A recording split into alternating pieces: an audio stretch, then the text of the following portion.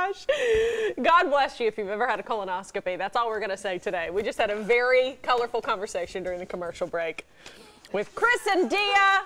Our loves on the noon. All right, everybody. Happy Tuesday. It is October 16th. Thanks for being with us today for Live with Lee and Hayley. What's up, buddy? Well, we got a big show today. Yes. We're going to take you to the Bourbonanza that's happening over in Frankfurt. This is a huge deal. We'll explain.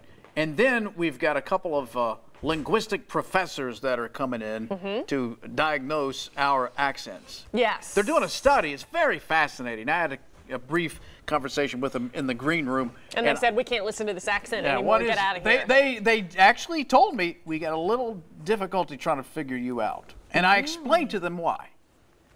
Please don't tell me you gave them your synopsis of what you think your heritage is. No. Okay, because that's we proved with 23andMe. Because this is what I learned from them, is that your language is influenced by your peers, not your parents. What if your parents are your peers? You're weird. I came out saying, we are equal, Mom and Dad. Just kidding, that's not true. No. So yeah, they're from UK and they have this really cool study going on. They're trying to just, understand all about, because UK, I mean, it's like a little city, you know, a university that big, it's like living in a city. And so many accents and backgrounds. And so, yeah, they're going to kind of look at us and see what they think. So. But I find it fascinating. I do too. I think it's really, really neat. So I'm excited they're here today. You've never thought once about linguistics. I can hear by your accent. Okay. So, anything else we want to mention before we get going? We had a great day today. Oh, we went over to check on the progress at Bell's Cocktail House in Lexington. Completed. As you know, they had that unfortunate fire a couple months back on their third floor, and they had to renovate and stuff. So we went by to check out the progress, and we love bartender Jason Kurtzinger from there. He's the GM as well. We have him He's on also here our all the official time. bartender. He is. As we've said on many occasions. So he made some special fire-themed cocktails for us this morning. We'll show you that story Because they got an event coming up to celebrate the firemen who rescued their property. Yes, because they were there in minutes and saved, what could have been. They could have burnt, the building could have burned down. It looked but worse. They contained the damage, and so, so we got that coming up for you next week. Any other newses? Housekeeping? That's it, I think. You ready to roll the hot topics? Let's do it. Okay. Hot topics. Okay, so we do want to warn you that our first hot topic today does have a picture in it that some people might find disturbing. So look away if you don't want to see this. Well, too late. Here we are.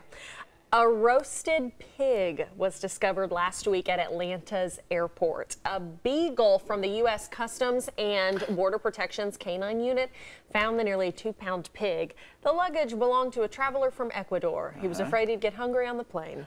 The U.S. prohibits pork and other pork products from other continents to prevent disease. According to the Atlanta Journal-Constitution, travelers are supposed to declare and present for any inspection fruit, vegetable, or any other food products.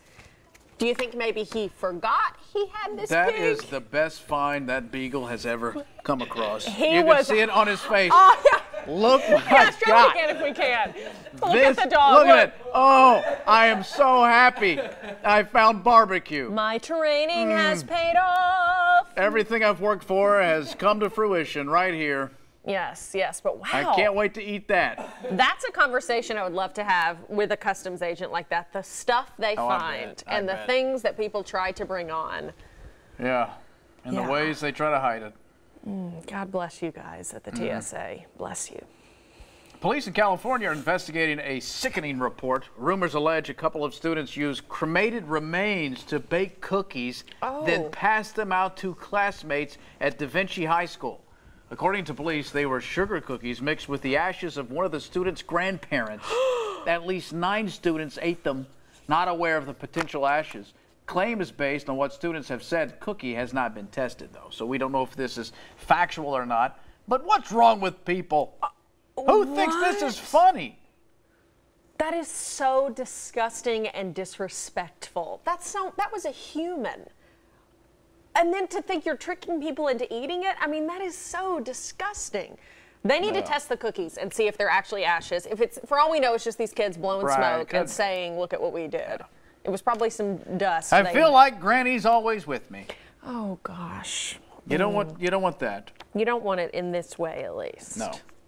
A town in Virginia has an age limit on trick-or-treaters. Halloween is getting close. Lee loves this. According to HRScene.com, in the city of Chesapeake, trick-or-treat hours are from 6 to 9 on October 31st. All right. Kids 12 and under, that is it. Good. According to the city's code, if a person over the age of 12 trick-or-treats or partakes in any similar type of activity, they'll be found guilty of a misdemeanor. Good. Then they have to pay anywhere from $25 to $100. They don't have it. Or they got to go to jail for up to 6 months. Good. Oh, stop. That's ridiculous. According to the city's website, if someone over 12 is trick-or-treating with a younger sibling, though, they are exempt from the rule. Yeah, but they shouldn't be in an outfit. Okay. You know, some lady took umbrage with me when I was talking about this, what was it, last week? Yeah, on our like Facebook page. And so you had said, just to recap, that you think, kids over, maybe around this age, you don't think they should trick-or-treat. These teenagers were coming to my door. They weren't even even dressed up. And the lady said, well, they couldn't afford the costumes. And I said, lady, I watched them drive up. They can afford gas. Yeah. Don't tell me they couldn't afford. They were driving home to home? Yeah, they drove up and then got out and wanted some candy. You got to do the footwork. I'm not giving you candy. No. I'll give you a job, but I know you won't do it. Rough times in your neighborhood. Jeez. Louisiana State University, that's the LSU Bengals, will have to pay a $100,000 fine for letting its football fans storm the field on Saturday. Let them. SEC made the announcement 2 days after the LSU Tigers upset the Georgia Bulldogs at home. LSU's president says letting the students onto the field was the best course of action. Said they had to have a release valve because students were getting smothered within a larger group of students. Louisiana Congressman Garrett Graves has set up a GoFundMe page to help LSU pay the fine. Not a bad idea, actually. The fans, I mean, you know, I think the athletic department can.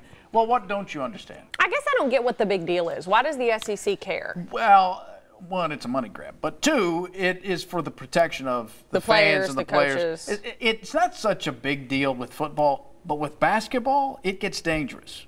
Okay. When they rush the court and you got a lot of people coming down on you people quickly, could get hurt, you get trampled. And there have been injuries where people got run over and they fall down on the wooden floor and you can't get out of it and it's a mess. But in this case, they're saying they were trying to prevent students from getting hurt because they were trying to rush. Then they have to pay the fine because if you don't set up security, of course they didn't think they was going to be Georgia either. Exactly. They weren't planning on this, let's be honest.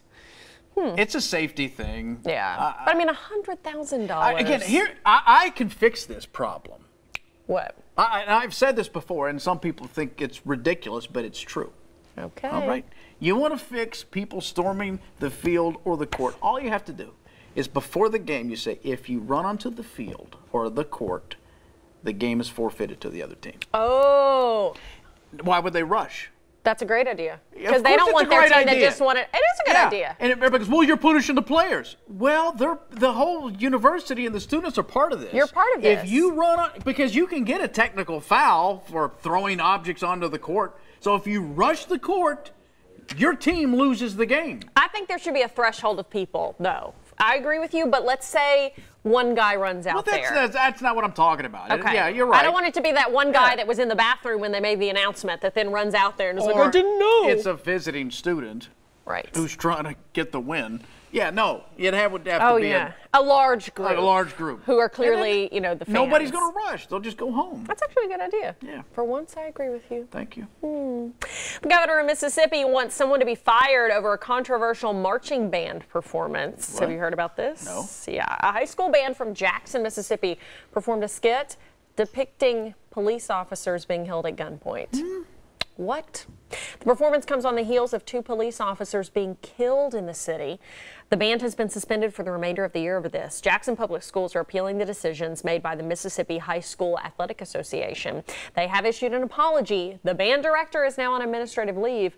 Officials say the skit was inspired by Denzel. Oh my gosh! What?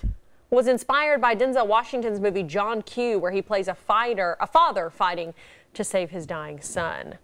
Whoa! But then where does the? I've seen that movie, but it's been so long. I don't understand I'm pretty sure Denzel wouldn't be okay with the band brandishing a weapon, holding it at somebody at a football game. At no point someone thought, maybe we shouldn't. With the Denzel movie, there's context, there's build up, and this is just a halftime show. Oh, come on. That's crazy. That is How so do you stupid do it? and disrespectful. Anyway, those are see, the linguistic people have to look at this. Those are our hot topics. Our heart topics. Coming up. Arr! Yes. Would you like to get your hands on some of the most prized bourbon around? Well, now's your chance at this week's Bourbonanza. We'll explain coming up next. Stay with us.